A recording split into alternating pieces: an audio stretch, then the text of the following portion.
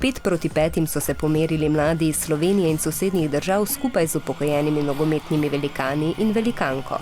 Golman je zelo dober čutek, ker veš, da pač vsak gol, ki ga rešiš, bo zelo pripomogel v ekipi. Vendar je pa tudi kakšni strašljivi občutki, če se te zastrahi, da ti bo žoga v glavo priletela, ampak pač moraš obraniti, je fajn.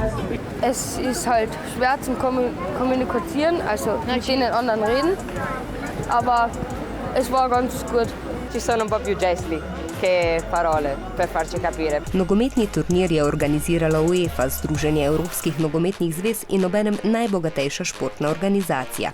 Z njim želi spodbuditi temu turnirju podobne projekte, s katerimi bi nogomet približali tudi otrokom, ki ga ne trenirajo.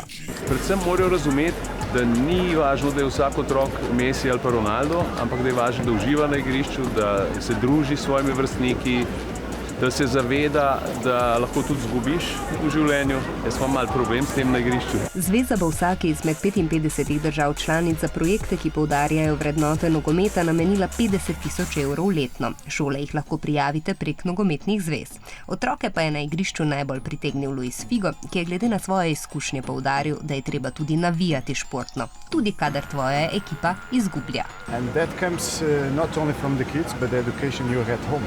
You see sometimes accidents that happen with the parents who go to see the football games, and it's very, very sad. Zelo mi je bilo fajn, ker so prišli še te drugi znani nogometaši. Das war sehr schön mit Luis Figo zu spielen. Nije bilo fair, ali pa su oni stariji ovako i mogli su nas povrijediti, pa zato. Ja, sigurno so se potrudili, ker verjamem, ker se je tudi videlo.